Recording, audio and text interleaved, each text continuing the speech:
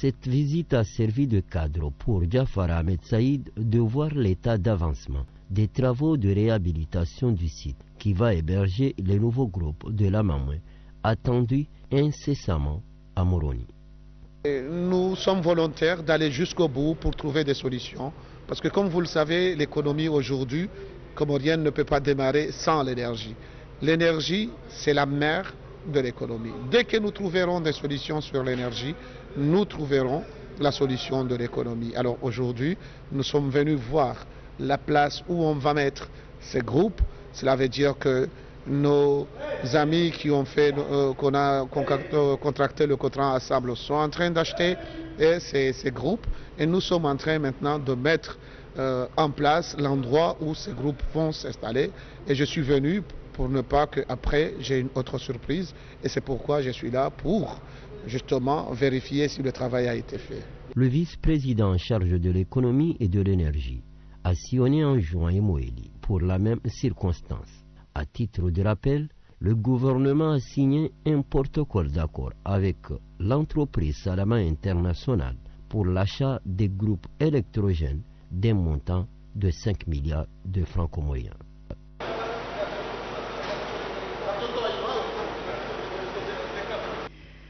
Le ministre d'État en charge de la justice, Fahmi Saïd Ibrahim, a inauguré ce jeudi à Moroni un bureau d'avocats. Cette première permettra à ces derniers de se retrouver entre collègues dans l'exercice de leur profession. Reportage de Saïd Ibrahim et Ibrahim Kababo, compte rendu de Natacha Sandi. Cette localité permet désormais aux avocats d'avoir un lieu de rencontre conviviale entre collègues. Grâce à ce bureau, ces hommes et femmes au boubou noir et blanc pourront souffler après des longues années de travail sans lieu fixe à leur disposition. Je pense que c'était indispensable qu'on le fasse.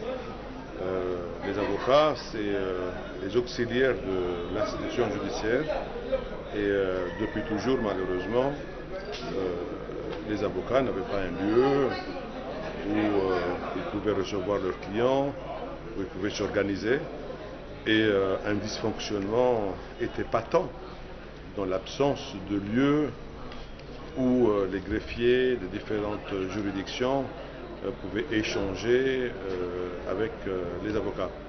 Nous avons pensé, à l'instar d'ailleurs de ce qui se fait dans tous les pays du monde, c'est de créer un local au sein duquel les avocats seront installés avec un secrétariat où ils pourront recevoir leur courrier, les échanges de conclusions entre avocats. Ça permettra aussi de favoriser la création de permanences pour assurer cette permanence au cas où il y aurait des cas graves comme de violation des droits humains, violations sexuelles sur des mineurs. Ça permettra à les avocats d'être présents et assister en permanence en cas de besoin. Ce geste est bien salué par ces magistrats qui n'ont pas manqué de remercier le ministre de la Justice, qui est non seulement le ministre de tutelle, mais leurs confrères ont-ils rajouté. Ce bureau assurera une permanence pour ces avocats et restera une vitrine pour ces derniers. Un bâtiment devra voir le jour dans l'avenir pour subvenir aux besoins de ces acteurs principaux de la justice. L'ambassadeur de la République populaire de Chine auprès de l'Union des Comores, Xiaomin, a octroyé ce jeudi un lot de matériel à l'Université des Comores, composé d'ordinateurs, d'imprimantes, d'un système de panneaux solaires et vidéoprojecteurs.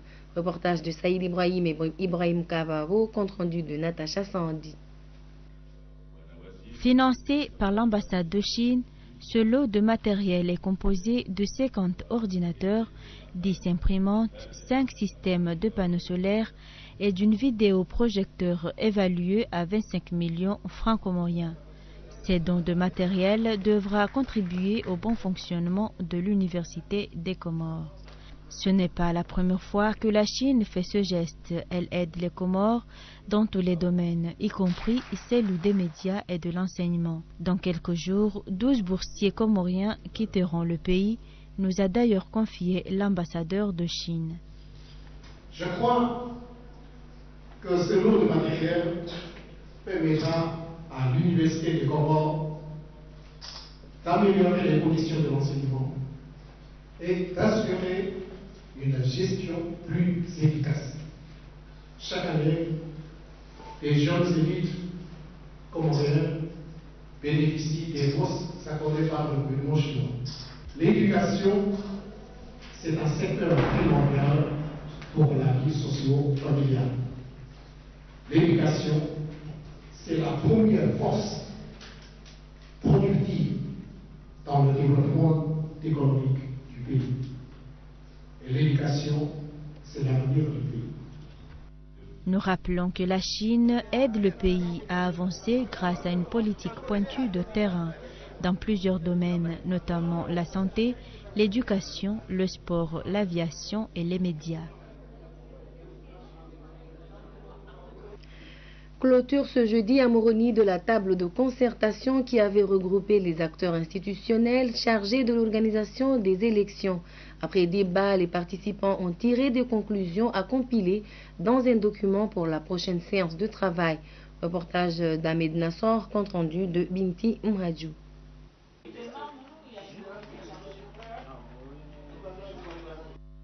Certains dysfonctionnements, démanquements et omissions ont été relevés lors des débats, ainsi que l'opacité dans la gestion des finances. Aussi, une lourdeur a été constatée dans la communication de la Commission électorale nationale indépendante, CENI. Des questions soulevées lors des discussions et dont les réponses ont été compilées pour être proposées lors d'un atelier national. Que chacun de nos institutions ont présenté un rapport qui sera utile pour avoir ou dégager des propositions visant à améliorer et l'environnement juridique et le fonctionnement de nos institutions, mais aussi les relations entre les institutions. On veut que tous les acteurs participent à cette réflexion. Donc on aura un atelier qui va regrouper les partis politiques. Eux, ils seront invités à parler de leur vécu par rapport à nos processus, quels sont les points forts qu'ils ont constatés, quels sont les points faibles aussi qu'ils ont, et quelles sont leurs propositions pour améliorer le processus en vue de renforcer la démocratie dans notre pays. Le ministère de l'Intérieur et ses partenaires vont poursuivre ces rencontres de concertation afin de collecter les avis et les propositions de tous les acteurs. Le document qui sera rédigé servira de cadre pour le gouvernement d'opérer des réformes en vue d'assurer une bonne gouvernance électorale. Autre volet de cette actualité, le chef d'état-major de l'armée nationale de développement AND, colonel Youssoufri Djihadi, s'est vu remettre ce jeudi à Kandahani le livre Katiba de la défense et de la sécurité nationale par le cabinet militaire. La cérémonie de remise avait regroupé les officiers de l'armée. Le colonel Sidi nous en dit plus. Il a été mis en place ici plusieurs commissions techniques, justement pour que la mise en œuvre des recommandations ici de ce Katiba puisse être une réalité. Comme vous le savez, le président de la République, le ministre chef d'état-major, tous ont fait de la sécurité une priorité principale. Donc dès demain, les commissions vont se mettre en œuvre pour que le Comorien puisse voir, toucher de près le début de la réalisation de la politique de défense de demain. Peut-être, comme l'a dit le chef d'état-major tout à l'heure, et comme le dit souvent le président de la République et le ministre de la Défense, c'est de rappeler que la sécurité, c'est l'affaire de tous. Nous avons tous le droit d'être vigilants, nous avons tous le droit de se faire du souci pour la sécurité de notre pays. D'ailleurs, comme la défense, ça concerne toute la population. Donc, les forces de défense, de sécurité, l'armée surtout, va faire de son mieux pour que le système de défense et de sécurité prévu dans ce livre soit une réalité. Mais encore une fois, nous demandons les Comoriens à être tous,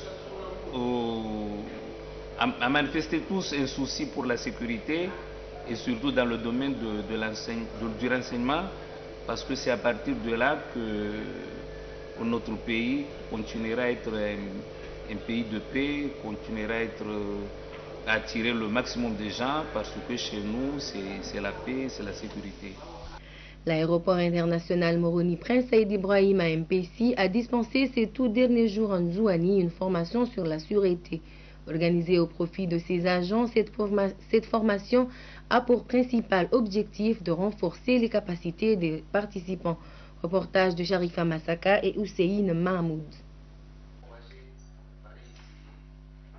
Ouverture ce lundi d'une formation de renforcement des capacités destinée au personnel de sûreté de l'aéroport du Ouani. Durant 11 jours, ces agents vont acquérir des connaissances sur cette formation de base intitulée 1, 2, 3 bases de sécurité. La cérémonie d'ouverture s'est tenue à la salle de conférence de l'École nationale technique et professionnelle du Ouani, honorée de la présence des autorités de l'île. C'est une initiative du directeur général de l'AMPC, Aéroport international Moroni Prince Saïd Ibrahim, en collaboration avec les responsables de l'aéroport du Ouani. Le directeur général de l'AMPC donne une grande importance de cette formation. Cette formation, depuis que je suis nommé directeur général de l'AMPC il y a 2 ans, 2 mois à peine, j'ai pris l'initiative de faire des formations parce que ce sont des exigences internationaux, nationaux qu'internationaux, parce que tout le personnel qui travaille à l'aéroport doit avoir des formations de base et avoir des formations continues. Donc aujourd'hui, nous allons initier cette formation en juin. C'est pour renforcer les capacités des employés de l'aéroport de Ouani, pour le développement de l'aéroport de Ouani. Les matériels pour le bon fonctionnement de nos aéroports ainsi que la sécurité figurent parmi les priorités du nouveau directeur. On a commencé par les formations et on se bat à chercher des partenaires pour nous aider. On cherche à avoir les moyens pour acheter. Donc nous estimons que ces aéroports seront dotés des matériaux nécessaires pour le bon fonctionnement de ces aéroports. Après l'aéroport d'Iwani, les agents de l'aéroport de Bandari Salam Moéli bénéficieront aussi la même formation. Les travaux préalables pour l'installation souterraine des câbles de la fibre optique se poursuivent avec une main-d'œuvre étrangère. Cette dernière fait l'objet d'un grand débat pour savoir si le service rendu par les ouvriers étrangers nécessite vraiment des qualifications professionnelles particulières qui font défaut en Union des Comores. Reportage de Mohamed Hassan Swalihi et Swalawalim Shangama, compte rendu de Natacha Sandi. Nous sommes à Banamaji Sanra où, à l'instar des autres régions du pays, les travaux dans le cadre du projet de Comores Telecom sur la fibre optique sont en cours. Les ouvriers recrutés pour les premiers travaux sont en train de creuser les tranchées où reposeront les câbles pour ces communications modernes aux Comores. Il s'agit d'un service qui n'exigerait pas de qualification professionnelle, alors que sur le terrain, la présence des étrangers est parmi la main-d'œuvre retenue pour ces travaux. Alphonse, d'origine Kenya, a rempli sa mission dans une autre région de la Grande Comore. À Bandamaji, il exerce au titre d'un autre contrat pour ne pas rester oisif jusqu'à la fin de son séjour. Dans les milieux publics, c'est l'étonnement. Moi, quand on m'a signalé qu'il y avait des travailleurs étrangers, en l'occurrence des frères kenyans qui font un travail non qualifié, ça m'a étonné. La question que j'ai posée, quand on fait venir de la main-d'œuvre étrangère, généralement, soit ce sont des pays riches où la population n'exerce que des emplois qualifiés, et à ce moment-là, on fait venir des gens de pays plus pauvres pour faire les travaux non qualifiés. Est-ce que c'est notre cas aujourd'hui? Ou bien on fait venir de la main-d'œuvre techniquement très forte. Donc, est-ce que c'est une question de salaire? est-ce que c'est vrai comme on dit qu'ils sont payés en dessous du salaire? S'ils sont payés en dessous du salaire minimum, c'est illégal. Parce que là, à ce moment-là, ils concurrencent la main-d'œuvre nationale. Est-ce que c'est le Comorien qui, aujourd'hui, ne veut pas travailler parce qu'il a un tonton en France qui lui envoie de toute façon de l'argent? Est-ce que les services d'immigration ont respecté les règles qu'il faut pour que de la main-d'œuvre étrangère vienne ici? On a posé ces questions parce que le consommateur, à la fin, on lui dira de payer l'unité à tel prix. Si ça a coûté plus cher, moins cher. Donc nous devons savoir. Mais ce sont les syndicats, c'est l'inspection du travail qui doivent s'occuper de cette question. Moi, je n'ai fait que poser les questions. Cet étonnement vaut bien la peine si l'on tient compte du taux de chômage des jeunes aux Comores. On se demande si cette situation ne poserait pas la question du travail en matière de compétences et de disponibilité chez le Comorien.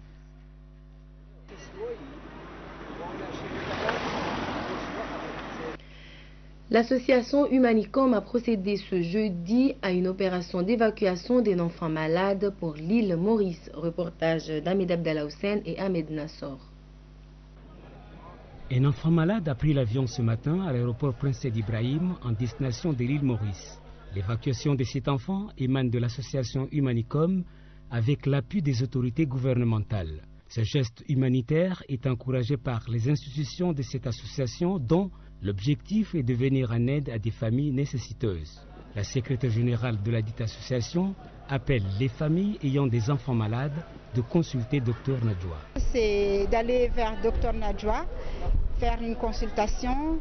Si les soins sont disponibles ici, on les fait. S'ils ne sont pas disponibles ici, on contacte nos associations qui sont à l'étranger et qui assurent la prise en charge de l'enfant. Vis-à-vis des familles, je leur conseille de ne pas rester à la maison si on a un enfant malade, de s'approcher auprès de médecins, de les envoyer en consultation, surtout chez Dr Nadjoua, qui est la présidente de notre association.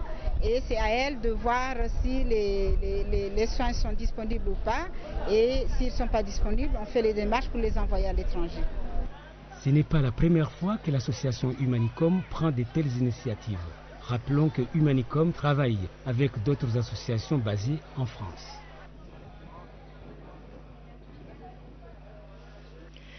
La communauté de Djouadjou-Mbadjini a inauguré ce mercredi un site touristique financé par le projet Co-développement et la diaspora à hauteur de 25 millions de francs comoriens. La cérémonie inaugurale avait regroupé de nombreuses personnalités et représentants de la région. Reportage de Saïd Magaga et Ahmed Nassor. Le site en tant que tel se trouve aux environs de Kartala, non loin du village de Djouadjou. Ce nouveau site touristique met en valeur le patrimoine naturel et dispose de 4 bungalows. Avant la coupure du ruban inaugural, la cérémonie a été marquée par des discours.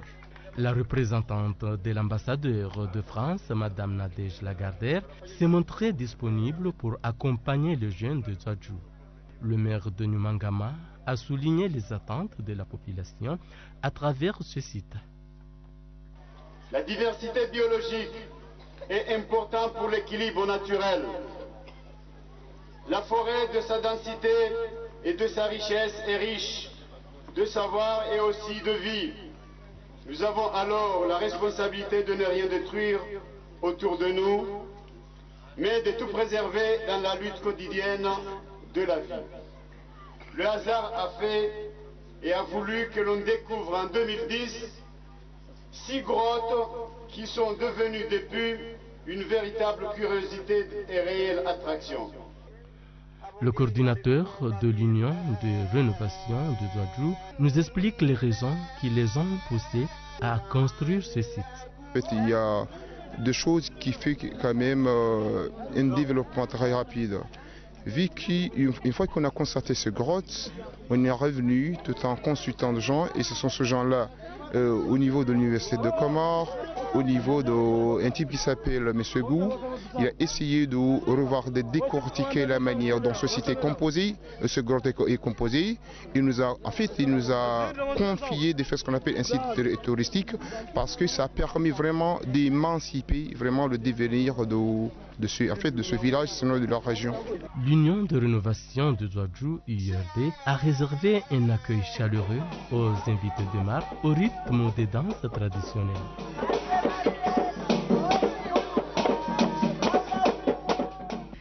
La mairie de Moroni s'active pour remettre de l'ordre aux 4 coins de la capitale et rendre fluide la circulation des véhicules.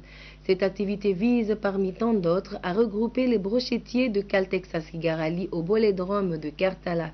Cette initiative, d'un côté comme dans l'autre, n'est pas vue d'un bon œil par les occupants, puisqu'elle constitue un obstacle non seulement pour eux, mais aussi pour les boulistes qui s'apprêtent à participer à la Coupe du Monde de pétanque à Madagascar au mois de décembre prochain.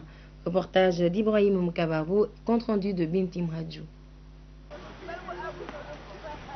Au boulodrome de Kartala, la cohabitation entre ceux qui font des brochettes et ceux qui se livrent à des activités de pétanque en vue de la Coupe du Monde en décembre 2016 à Madagascar demeure complexe. Les premiers se plaignent que les boules ne les frappent en pleine figure et les seconds se lamentent que l'espace réservé à cette discipline reste trop étroit pour qu'ils puissent perfectionner leurs aptitudes. Face à cette réalité, les avis sont partagés quant à l'initiative de la mairie de Moroni de regrouper les brochettiers d'Asgarali à la place Kartala. D'un côté comme de l'autre, les occupants appellent ainsi les autorités de la mairie à opter pour une autre solution puisqu'en période de Kashkazi, période de forte pluie, ils ne seront pas s'adonner à leurs activités génératrices de revenus. Avant de mettre un terme à ce journal, le rappel des titres dons de matériel ce jeudi à l'Université des Comores par l'ambassadeur de Chine auprès de l'Union des Comores. Visite de travail à la centrale de Ouadjou du vice-président en charge de l'énergie. Clôture à Moroni d'une séance de travail des acteurs institutionnels en charge de l'organisation des élections. C'est la fin de cette édition. Merci de l'avoir suivi et bonne suite de programme sur RTC. Au revoir.